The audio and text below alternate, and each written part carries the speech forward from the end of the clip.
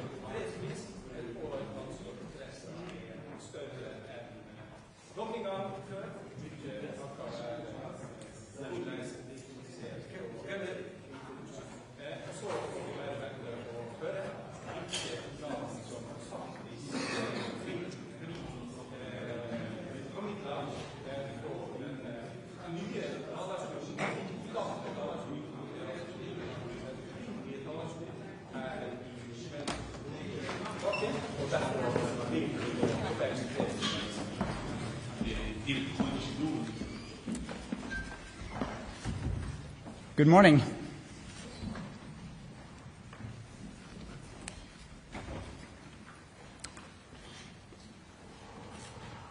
The Nobel Peace Prize for 2025 goes to a brave and committed champion of peace, to a woman who keeps the flame of democracy burning amidst a growing darkness. The Norwegian Nobel Committee has decided to award the Nobel Peace Prize for 2025 to Maria Corina Machado. She is receiving the Nobel Peace Prize for her tireless work promoting democratic rights for the people of Venezuela and for her struggle to achieve a just and peaceful transition from dictatorship to democracy. As the leader of the democratic forces in Venezuela, Maria Corina Machado is one of the most extraordinary examples of civilian courage in Latin America in recent times. Ms. Machado has been a key unifying figure in a political opposition that was once deeply divided, an opposition that found common ground in the demand for free election and representative government. This is precisely what lies at the heart of democracy, our shared willingness to defend the principles of popular rule, even though we disagree. At a time when democracy is under threat, it is more important than ever to defend this common ground. Venezuela has evolved from a relatively democratic and prosperous country to a brutal and authoritarian state that is now suffering a humanitarian and economic crisis. Most Venezuelans live in deep poverty, even as the few at the top enrich themselves. The violent machinery of the state is directed against its own population. nearly 8 million people have left the country. The opposition has been systematically suppressed by means of election rigging, legal prosecution, and imprisonment. Venezuela's authoritarian regime makes political work extremely dangerous. As the founder of Sumate, an organization devoted to democratic development, Ms. Machado stood up for free and fair elections more than 20 years ago. As she said, it was a choice of ballots over bullets. In political office and in her service to organizations since then, Ms. Machado has spoken out for judicial independence, human rights, and popular representation. She has spent years working for the freedom of the Venezuelan people. Ahead of the election of 2024, Ms. Machado was the opposition's presidential candidate, but the regime blocked her candidacy. She then backed the representative of a different party, Edmundo González Urrutia, in the election. Hundreds of thousands of volunteers mobilized across political divides. They were trained as election observers to ensure a transparent and fair election. Despite the risk of harassment, arrest, and torture, citizens across the country held watch over the polling stations. They made sure the final tallies were documented before the regime could destroy ballots and lie about the outcome. The efforts of the collective opposition, both before and during the election, were innovative and brave, peaceful and democratic. The opposition received international support when its leaders publicized the vote counts that had been collected from the country's election districts, showing that the opposition had won by a clear margin. But the regime refused to accept the election result and clung to power. Democracy is a precondition for lasting peace. However, we live in a world where democracy is in retreat, where more and more authoritarian regimes are challenging norms and resorting to violence. The Venezuelan regime's rigid hold on power and its repression of its population are not unique in the world. We see the same trends globally.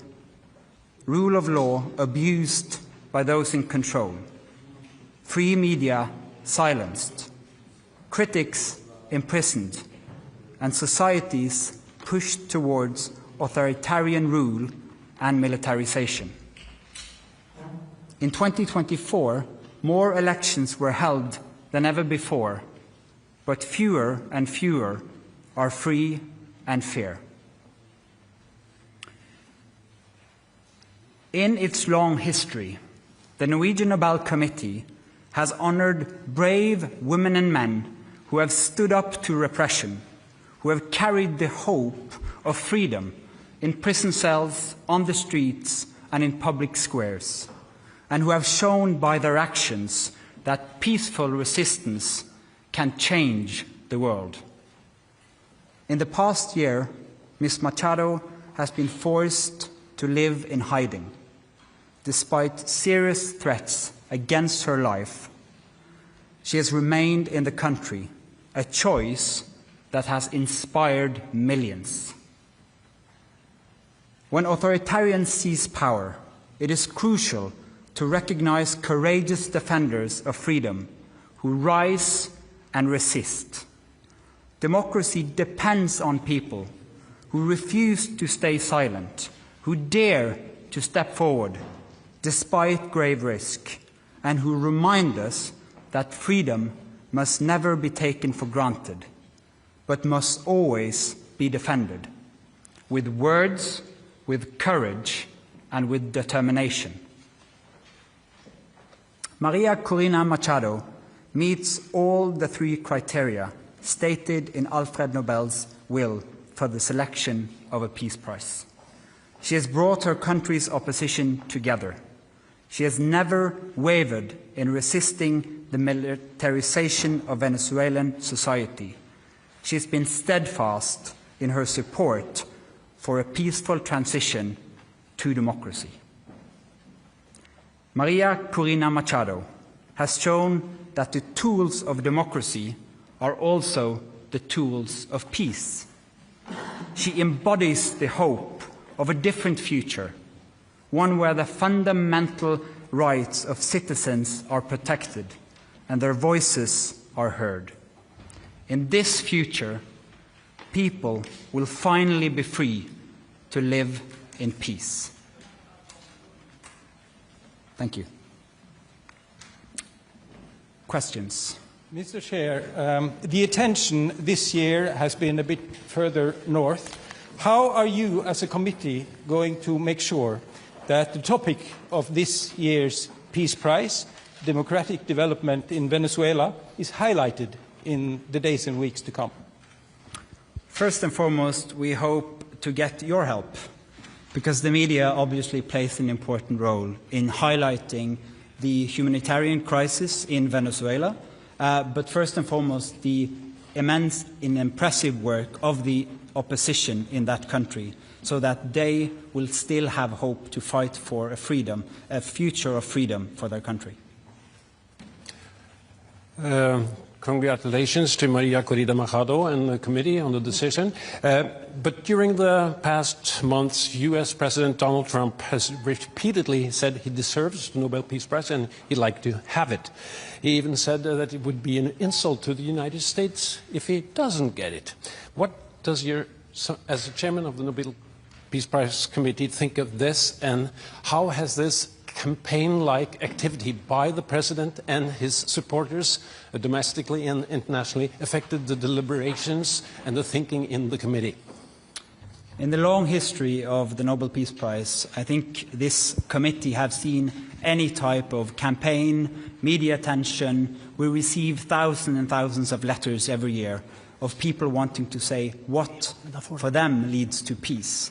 This committee sits in a room filled with the portraits of all laureates, and that room is filled with both courage and integrity. So we base only our decision on the work and the will of Alfred Nobel. Hello, Bibiana Piena from the Norwegian News Agency. As you state in your explanation, more and more countries are moving in a more autocratic direction. Would you say that the committee, by this prize, is sending a warning to the world? Living in a world where we have less and less democracies and more authoritarian regime means that the world is also getting more unsafe. And we believe that peace, democracy is a precondition for peace. And so, yes, that is the message to the world. We need to support the democratic forces also on behalf of peace. Thank you. Mieszko Czarnecki, the Polish press agency PAP. This is the next Nobel Peace Prize in recent years when woman has been awarded. Do you feel that women all over the world and in certain countries play a significant or a certain role protecting democracy, taking into consideration the Iranian activist from 2023 and the Venezuelan democracy protector that has been just announced as a laureate? Thank you.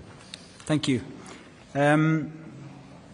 As quoted in the announcement texts, in the long history of the prize, brave women and men from around the world have stood up against repression again and again. That is a key element of the Peace Prize, and we've seen it once again, that Maria Machado has been a unifying leader of the opposition in Venezuela, and what they did in the election of 2024 was incredible and it gives hope to an entire country. Mr. Chairman, Christopher Ronenberg from Aftenposten. We've seen in previous years that awarding the Peace Prize to dissidents can put their lives at more risk than it already is. You mentioned yourself that she has been in hiding for quite some time. What considerations have you made when it comes to her safety and security now that she has become more exposed because of this Peace Prize? You're now touching upon some of the absolutely most difficult dilemmas in the work of the committee. This is the discussion we have every year for all candidates, particularly when the person who receives the prize is in fact in hiding because of serious threats to her life. She is very active in Venezuela, has been and will be. And so we are also taking the consideration that this prize will support her cause and not limit it. Thank you. Do you expect to see her in December in Oslo? Again, a question of security. It's too early to say. We always hope to have the laureate with us in Oslo, but this is a serious security situation which needs to be handled first. Thank you. Then I'll say thank you so much for your questions. Thank you for coming, and we'll have individual interviews.